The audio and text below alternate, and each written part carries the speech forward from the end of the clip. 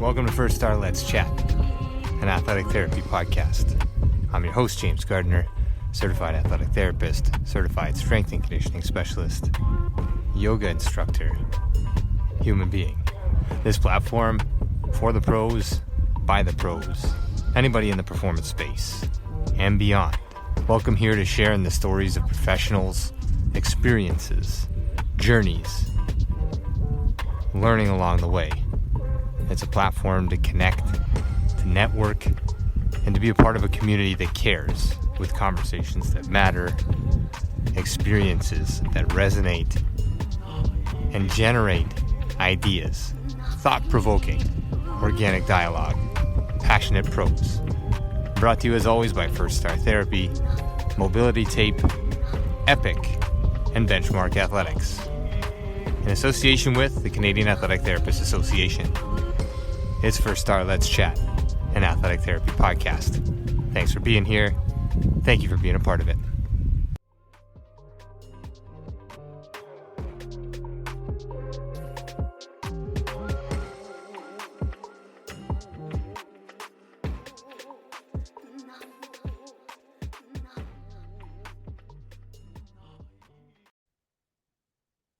All right, we have Jay from Nexus. You're going to give us the background on you, your story, your professional background, your life background. You and I had a chance to talk off mic, got a little bit of that. I think it's important for people to share their stories. That's a little bit about what this conference has been about. So appreciate your time. I've put you off a bunch of times throughout the course of it, not intentionally. Hopefully our listeners are listening to everything. And if they're listening to you, what's your message? Where are you coming from? What's your background? Whole lot. Cool. Jay Ostia, owner and head of design of Nexus Sports Medicine. So background before anything I like to tell people is that it's about art.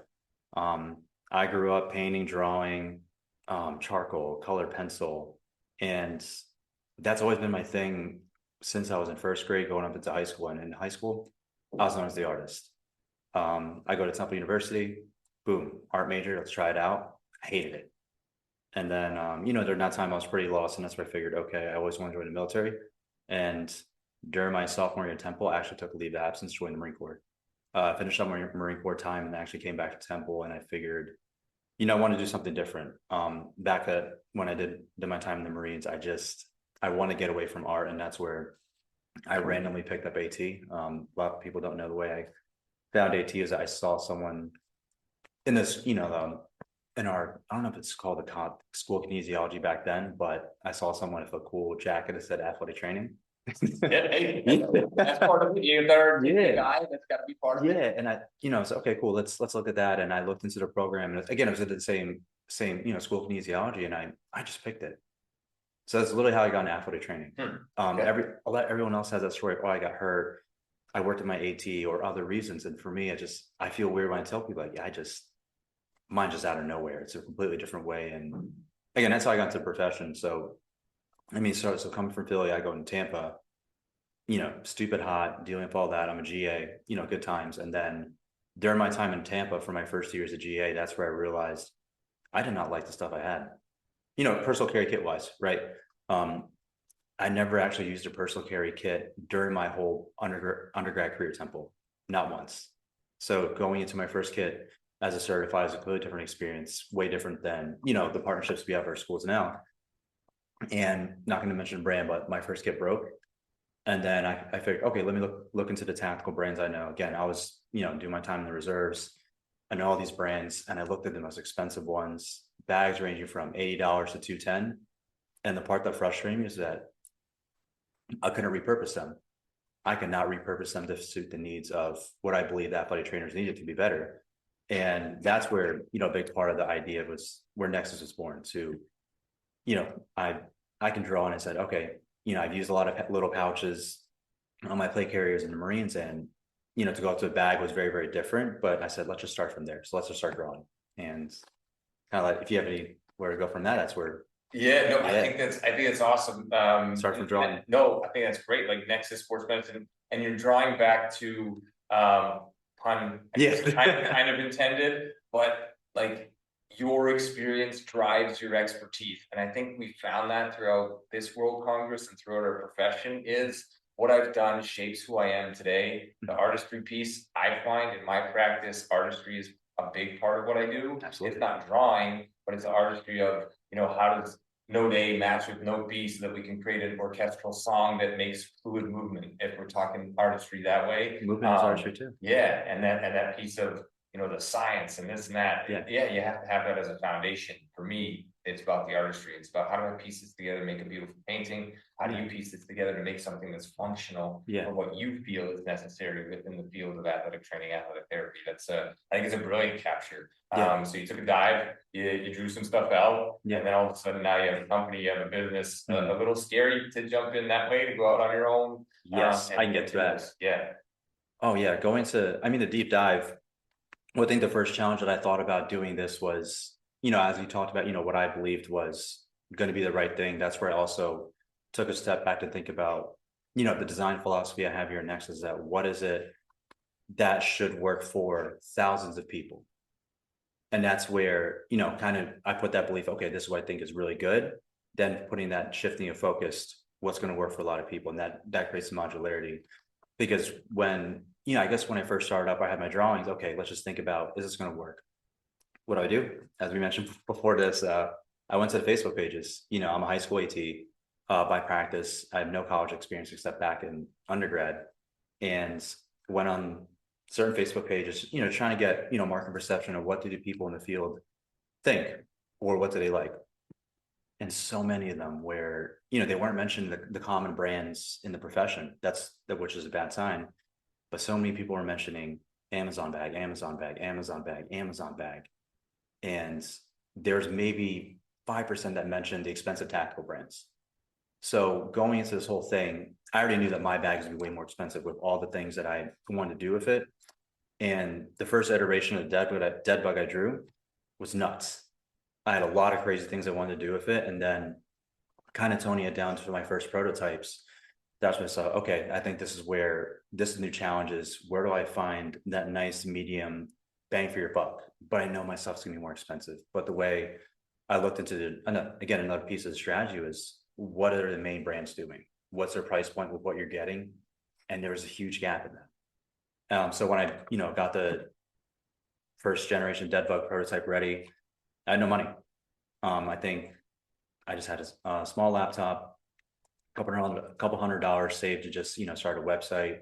I just filed for my LLC, and, I kind of started the rounds of, okay, logistics, product development, the timeline to get it, sewn, materials, cut, all that stuff. Got that big bill for the first couple hundred, and it was 14,000. I freaked out.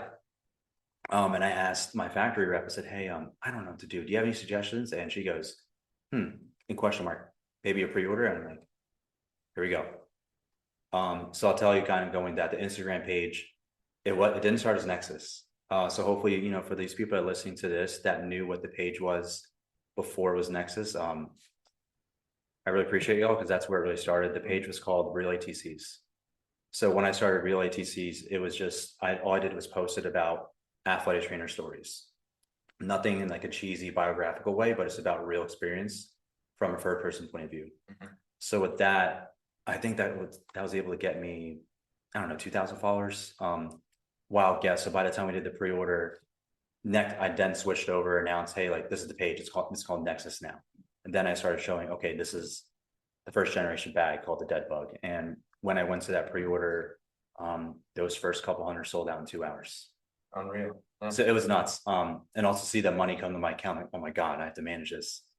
That's where it really hit me that, okay, I think I did something right. So it was just, it's fear, man. It was scary. And that's where that big message to anyone listening to this is that you have to do it. And the thing is, you can make sure you do your due diligence, plan, do as much as you can, as much research, but if it's not perfect, that's okay. Nothing I've done with product development has been perfect. I've never gotten a single idea, that we put into sewing to prototyping that's been right the first time, not a single one. And it frustrates me to say that, but it's a learning point too, that, even no matter what you're doing in the profession, that if you fail to do something or something was incorrect, as long as you learn from it, you're a very dangerous person. And that's one thing I will say is that for all the things that I didn't get right, I've learned so much, so freaking much to where, okay, there's so much now I know about. Yeah, I talked to someone else about the fabrics that we're using. I do so much research into other industries way outside us to see what sewing methods are they doing, what different angles are they doing, kind of learning, understanding why these other companies are doing so good and seeing where I can implement my stuff, and also just, again, learn, adapt, and combine all these different elements. Yeah, I would venture to say, and correct me if I'm wrong, like this profession allows you to do that, right? It allows you exposure to a lot of things, make mistakes, go the wrong way, forget how to do a heel walk, whatever the thing is, in taping or those kind of things. And some of the common themes maybe that I've drawn from, and maybe picked up on them and being a vendor here as well. But you know, the student piece of putting yourself out there, like it's a risk. That's a risk too. That's financial risk. It's you know, putting your social norms apart. It may be hard to walk up to people and introduce yourself, but when you do it, once you've done it, you can be proud that you've done that. And then wherever that goes from there, there's typically some positive spin-off from that too. I love that from somebody who hasn't jumped into the business or personal business or sole proprietorship or whatever the thing is that we're doing with ourselves, but invest in yourself as much as you're investing in the profession. And I think I'm just sort of pulling from your story. I don't mean to trump that by any means, but this is a really cool story, man. Like ATC didn't really know what it was all about, walked right into it, and now you're servicing in a different way after providing service to the Marine Corps for a profession that obviously needs what you're providing. And I mean, it goes into a much bigger picture to where, again, and then maybe it's just me, but I also looked at what the current things, you know, kids at ATs were, again, personal carry were wearing in the field.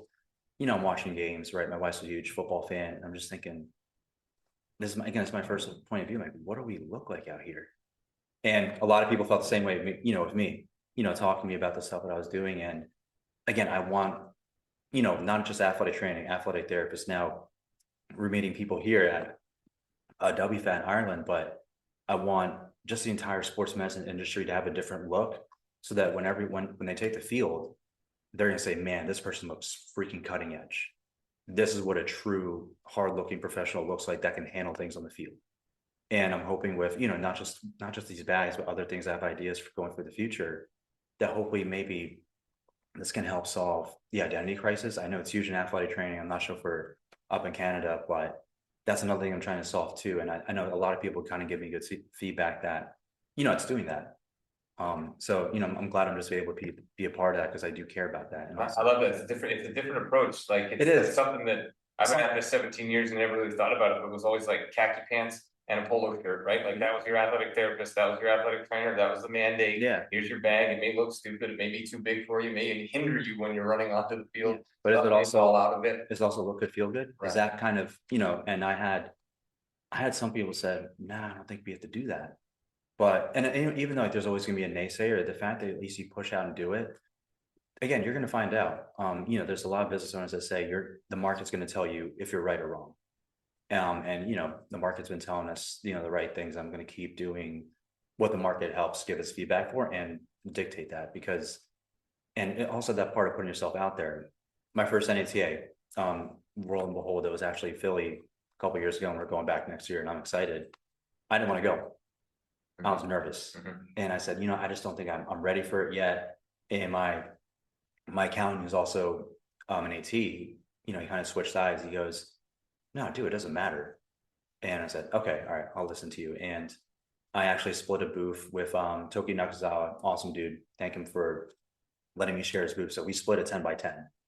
And, you know, I had my little sister help me out, because I don't know anything about working a booth. So I was just trying to save us some money. I just ran through all my first generation dead bugs. Nothing was in production yet. And I went to NATA and we were slammed for all 3 days. And I was thinking, what did I do? This is awesome, but it's also, it's all unexpected, and just kind of, again, I was scared too, just to put myself out there, because I just didn't know what to expect for, you know, perception. We weren't ready to sell anything else. So that's where I was just nervous of going into this, again, not being fully prepared, but you're not going back to this whole thing. You're not going to know until you do it. Yeah. And who knows?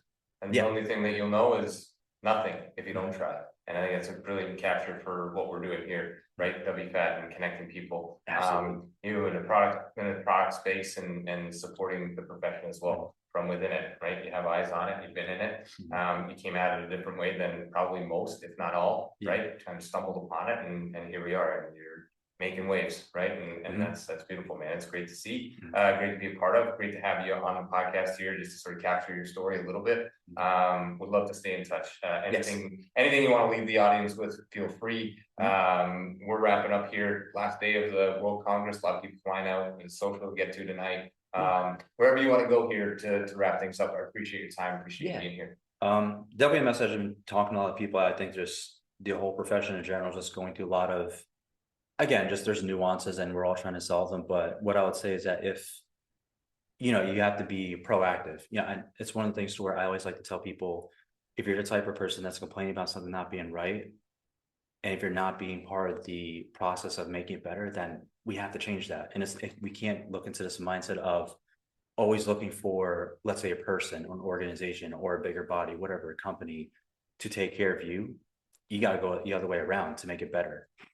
That's what I did. Hopefully that message just stands out to people, because same thing in the business world. It's no, I have to take care of myself. If I don't do it, I'm responsible for these massive decisions. And I'm hoping that we also, just us as people, we can all do that to go in a better direction. Because again, it's, I like to say this, it's good to do hard things. You're going to grow stronger with that. You're going to grow stronger from it. No adaptation without stress. Love it. Brilliant capture, man. Appreciate your time. Thank you. Nice to meet you. Thanks for coming on.